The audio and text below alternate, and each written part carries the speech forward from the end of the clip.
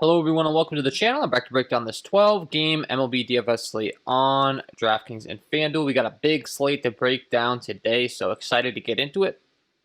Before we do, if you do enjoy the content at any point in this video, if you could please leave a like on this video, subscribe to the channel, hit the notification bell, that would be greatly appreciated.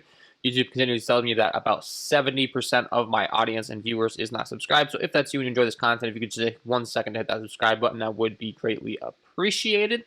And then don't forget to stay tuned to the end of the video for my home run call of the day. And lastly, if you are interested in some premium content from me, you can find some link below in the description. And with that being said, let's go ahead and start breaking down this slate today. So as always, we're going to go ahead and figure out the pitchers that we want to play first. It's fantasy sports. We get points for strikeouts. So I was going to short my sheet by K rate. And the top pitcher on the slate today in K rate today is Garrett Cole. Taking on the Toronto Blue Jays, he has a 38.2% K rate, a 16.5 swing strike rate, just elite stuff, a 34.9% K rate against righties, and then a 41.8% K rate against lefties. So, top K guy on the slate. He's taking on these Toronto Blue Jays today. When looking at the Vegas lines, he comes in as a 182 favorite. So, in a pretty good spot to pick up some Ks, pick up a win here. Only downplay for him is the fact that the Blue Jays aren't exactly, a pushover offense, and then they are playing in Toronto, which Toronto's playing right now on, sort of a spring training facility, which is pretty hitter friendly. So those are the two things that you could say against him, but definitely a tremendous option. You could argue the best option on the slate, and second on the slate, also an argument as being the best option taking on this Texas Rangers team that's been striking out a ton is Tyler Glasnow, a 35.6% K rate overall, a 13.2 swinging strike rate, good in the ground ball, the fly ball stuff, pretty respectable, and the hard hit rate. A 34.3% K rate against righties, and then a 37.2% K rate against lefties. Really good at keeping the lefties, to a minimum as far as hard contact, slugging, all of the above, and his K rate's really good against them. And when you're factoring all this stuff in his matchup today against this Texas Rangers squad, you gotta love Tyler Glasnow. Comes in as a 237 favorite in this one. And as mentioned, really good against lefties. They have a ton of lefties. They have a ton of lefties that strike out a lot, and he has a high K rate. So great spot for Tyler Glasnow tonight for sure. And definitely going to have a lot of interest in him. Third on the list, we got Tristan Mckenzie for these Cleveland Indians. Young kid that's looked really good out of the gates. 37 innings pitch sample size so far with a 32.9% K rate, a 12.8 swinging strike rate, 39.5% K rate against righties, and then a 24.2% K rate against lefties. The only knock on him is clearly he does strike out a lot more right-handed hitters than he does lefties. And when looking at the Chicago White Sox lineup, that's not a bad thing because they do have quite a few righties in there. We're looking at, Luis Robert, Jose Abreu, Yermin Mercedes, Andrew Vaughn, Nick Madrigal, and the lefties that they have in there have their fair share of strikeouts as well. And guys like Yoan Moncada, Yasmani Grandal, Larry Garcia, definitely plenty of opportunity for Ks. The only knock on him would be, he's not in the best matchup overall against these Chicago White Sox. We'd much rather target the Rangers, as mentioned earlier, with Glasnow. But as far as price and everything, on FanDuel, he does come in at a 7.5 price tag in the mid-range. If you need to drop down from Glasnow and Cole, no issues there. And on DraftKings, he's up at 9.2. So I do think that on FanDuel specifically, he's priced very friendly at 7.5. And I have no issues with going down to him on DraftKings if you need to get a few dollars in savings for sure on this slate tonight. And then once you get past them, we can definitely look to some matchups. Freddie Peralta, next guy on the list with K rate, a 32.8% K rate, a 14% swinging strike rate, 31.2% K rate against righties, gives up a lot of hard contact though, and then a 34.9% K rate against lefties, much better in the hard contact category. And he's taking on a Chicago Cubbies team that has been really struggling out of the gate. So definitely a viable option here based upon the matchup and everything. He comes in right now as a 140 favorite, and the Milwaukee Brewers have really been struggling as well. So that just says something about this particular game as far as him being able to pick up the W. Comes in at 7.6 on FanDuel. On DraftKings, they got a price down to 7.7. So a respectable option. Next is Robbie Ray taking on the New York Yankees. Robbie Ray is definitely an option, a little bit of a scary one. High K rate, really been a large issue of hard contact given up. So a 30.4% K rate overall, a 13.4 swing strike rate. The ground ball, the fly ball, the hard hit rates are all really bad. Against righties, he really struggles. Everything across the board except for K rate. And then against lefties, he's really good at being a left-hander himself. So you can definitely play him against this Yankees squad today. It's a little bit scary, but he definitely has the upside. You can also play these Yankees bats for sure with all that hard contact given up. Definitely a unique situation where you can play the guy as a pitcher and you can play the bats as well, because these Yankees can really slug, but they also do have quite a bit of strikeouts in their lineup. So, you know, no issues you playing Robbie Ray in tournaments. Not a guy I'm looking to in cash games for sure, but then you got Carlos Rodon, next guy on the list, a 28.4% K rate, 12.1 swinging strike rate, 27.4% K rate against righties, and then a 34.5% K rate against lefties. Really better against lefties overall, but still high K rate overall and gets to take on Cleveland, who's been struggling out of the gates. So I have no issues with you playing Carlos Rodon. He's in the same matchup as Tristan Mckenzie in that same game, I mean. And these Indians definitely have some strikeouts in their lineup. So he's another guy I'd be looking to on DraftKings. They got him priced at 9.4. As between the price disparities on like DraftKings and FanDuel, it's clear DraftKings I think has done a really good job of pricing these guys up that are, you know, the top options on the slate today. I'm not really seeing anyone that's quote-unquote mispriced. I mean, the guys in the mid-range, Freddie Peralta, Robbie Ray are the ones we talked about. Other than that, anyone down below them is a little scary. You can go to a Justice Sheffield at 6.8 just because he's taking on Baltimore, who strikes out a ton, but it's not like he's my favorite option. And you can also go to a Dean Kremer on the Baltimore side, taking on Seattle, who strikes out a ton as well. I mean, those are the two guys I'd be going to down there that do make some sense overall. And looking at the numbers, you know, Dean Kremer does have a 26.7% K rate overall, only with 21 in any pitch sample size, but could definitely be playing him against Seattle.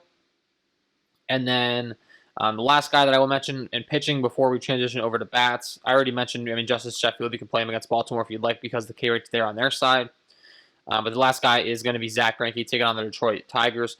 Zach Greinke, a very good real-life pitcher, does a great job eliminating hard contact, keeping the ball on the ground, pitching deep into games, but does have a pretty lackluster strikeout rate for fantasy sports. He has a 23.2% K rate overall, a 22.3% K rate against righties, and then a 24.2% K rate against lefties. So for being, you know, such a good pitcher and being discussed as a, you know, a house name, Zach Greinke really doesn't have a lot of strikeouts to go around. But the thing is, he does get a matchup against Detroit today, which is going to boost those strikeouts up because they do strike out quite a bit. So, you know, you factor in he's a guy that pitches deep in the games. He's a disciplined veteran pitcher. He's a 238 favorite in this one. And he's taking on a Detroit team that doesn't scare us and has a high strikeout rate. I do think that Zach Greinke is definitely a viable option today. And with that being said, that's pretty much all for my pitchers that I'm interested in this one. Let's transition over to bats. As always, I like to sort my sheet by skill interactive VRA. It's a good way of figuring out, you know, how good these pitchers really are overall and figuring out the pitchers that we can really attack on each and every slate. And definitely have some guys that we can target looking across the board in this one. Now, with such a large slate, as far as, you know, who we're really looking to, Eric Fetty is the worst option on the slate as far as Sierra, or the best option to target, I should say. Terrible K rate, terrible swinging strike rate. The ground ball and fly ball stuff's decent across the board. Slugging's bad against righties at 453 slugging overall, and then against lefties at 457 slugging. But the ground ball, the fly ball stuff is not terrible out of him for being like the worst pitcher on the slate. And when we're looking at St. Louis's total, right now they're coming in with a 4.82 implied run total. So it's not like they're really expected to blow this guy up per se. But definitely a viable stack. It's just in DFS, we're looking for guys with that bad ground ball and fly ball rate. So that's why I'm a little concerned to go there, really. And these next two guys I probably have a lot more interest in targeting based upon the offenses they're facing as well. We got Aaron Sanchez taking on Cincinnati. Ground ball, fly ball stuff's pretty decent, similar to Fetty, but the K rate, the swing strike rate, the ground ball, the fly ball. I mean, the ground ball, the fly ball is the only thing that's good. So a 348 WOBA, a 42.5% K rate or hard hit rate against right-handed hitting, and then a 419 slugging. And then going over to lefties, it dips down to a 480 slugging, giving up 37.4% hard hit rate and a 352 WOBA. So really struggles against those lefties primarily. And Cincinnati definitely has some good lefties that we can be playing today. The only problem is they're in San Francisco, which isn't a good hitter's park, and it's only about 56 degrees. So once again, a little bit of a disclaimer, but if you want to stack these guys up as a contrarian stack, you can. And I'm looking at these lefties: Jesse Winker, Joey Votto, Mike Moustakas, Tyler Naquin.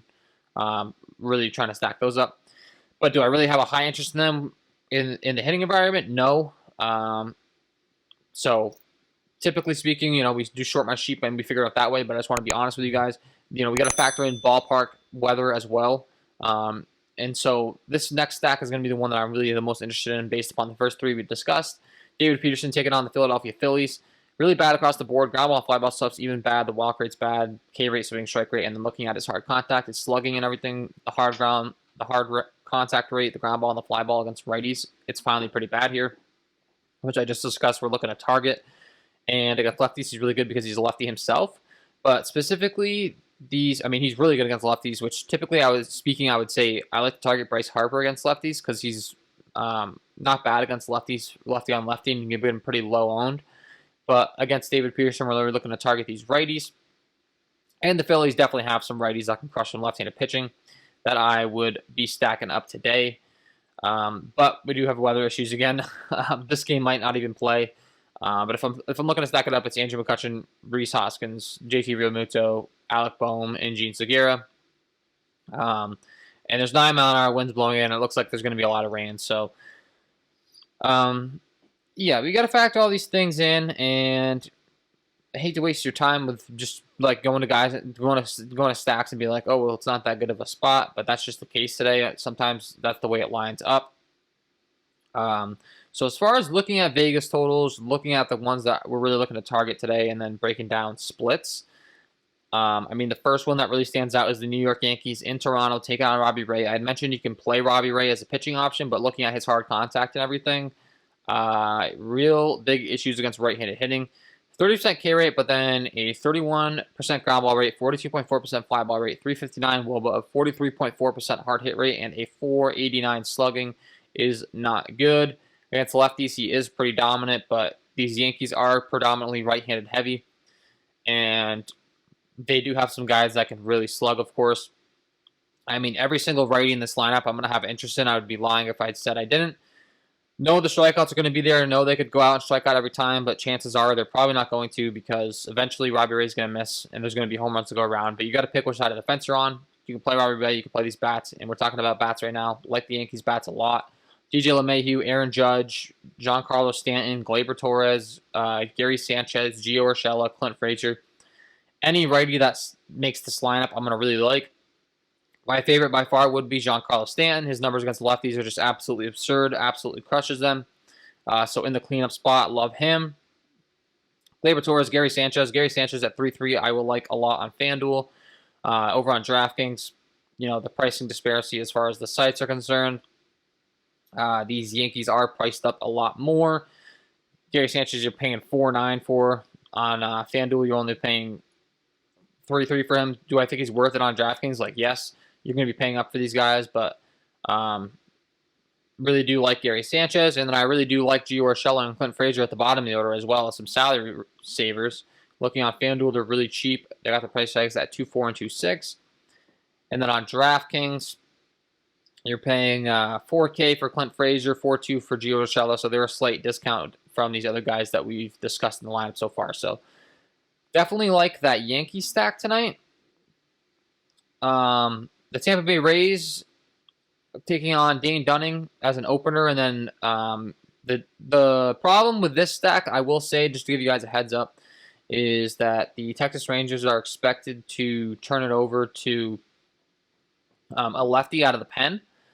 So while it's going to be Dane Dunning as an opening guy, when looking at the expected long reliever, it is going to be a lefty out of the pen. So that could kind of throw a little bit of a problem in your stack with pinch hitting concerns. Because after they go to Dunning, they're going to turn it over to Taylor Hearn here, who is a left-handed pitching. So if you're going ahead and you're stacking up these Rays, which I don't have an issue with, and you're playing all the lefties, there's a high possibility that they're going to get pitch hit for. So maybe a lot more interest in the righties, like a guy like Yandy Diaz, specifically Randy Arozarena continues to be really good this season. He'd be my favorite bat because I don't care if they switch to lefty against him. Then you got Manuel Margot at 2.8 on FanDuel, and this stack is a decent option overall, but not one of the top options. One of the top options is going to be the Atlanta Braves taking on Sandy Alcantara in Atlanta. Definitely going to have some interest here, and they do have a pretty hefty implied run total right now, expected to put up 4.73 runs. K rate, swing strike rate, ground ball stuff, all really bad. Doesn't strike anyone out. The hard contact rate's pretty decent. Against righties, he's really respectable. Just doesn't strike anyone out. And then against lefties, he does have some serious issues, giving up a lot of hard contact. So the one issue with stacking up these Braves that you could argue is they do have quite a few righties. Really gonna like Ozzie Albies, Freddie Freeman in the 2 and 3 spot. And then I really don't have an issue with you stacking up the righties. It's just, unfortunately, the ground ball, the fly ball stuff's all there. So once again, we're finding a little bit of a loophole in a stack that we don't really like all too much. But, you know, when you have elite hitters like Ronald Acuna, Marcell Ozuna, I'm not going to talk you off stacking these guys. But Ozzie Albies and Freddie Freeman, definitely my favorite. And you can definitely be stacking up these Braves today. Next on the list that I'm going to talk about is going to be the Milwaukee Brewers, specifically when looking at who they're taking on today in Adbert Alzolay for the Chicago Cubbies. He does have a pretty high K rate, but looking at his stuff, he has a big splits issue. So against righties, he's really good, but against lefties, he's really bad. A 500 slugging, 44.6% hard hit rate, a 381 WOBA, 32.1% ground ball rate. Really, really bad across the board. So definitely like these lefties today. And of course, you know, the Milwaukee Brewers have quite a few lefties we can go to. They got Jackie Bradley Jr., Christian Yelich, Travis Shaw, Omar Narvaez, Jace Peterson. Not the most loaded lineup, but they are in Milwaukee. It's a pretty friendly hitter's environment for those left-handed bats down the right field line, and I'm definitely really going to have a lot of interest in Christian Yelich today, specifically at 3-8 in the 2 spot. And you can definitely be looking at those guys. And then the St. Louis Cardinals, we already mentioned them taking on Eric Fedde. From stacking them up, I'm looking to go to, you know, the top of the order mostly, but you can go all the way up and down with the St. Louis Cardinals lineup, honestly. They're pretty deep, so if you need to go to the bottom of the order, I have no issue with that. And Eric Fedde, like I said, not the best to target as far as the ground ball and fly ball stuff concerned, unfortunately. But then once we get past him, we do have a few more guys we can really talk about with splits. Most notably, we're going to talk about Madison Bumgarner taking on the Oakland Athletics. Really bad in the ground ball, fly ball stuff, hard hit rate, and I like to target this guy a lot in DFS. He's a guy that has a good house name. Like if you say Madison Bumgarner to an average baseball fan, they might think he's still good. He's really not that good anymore. Has some issues, and looking at his numbers across the board against righties. Against lefties, he's going to be good. It's a left-handed hurler himself, but against righties, a 40-88 slugging, a 45.6% hard hit rate, 337 WOBA, 41.6% fly ball rate, 33.7% ground ball rate. Really, really bad, and he gets to take on an Oakland Athletics team today that really rakes against left-handed pitching. They come in with a 4.95 implied run total. Definitely going to like these righties that rake lefties.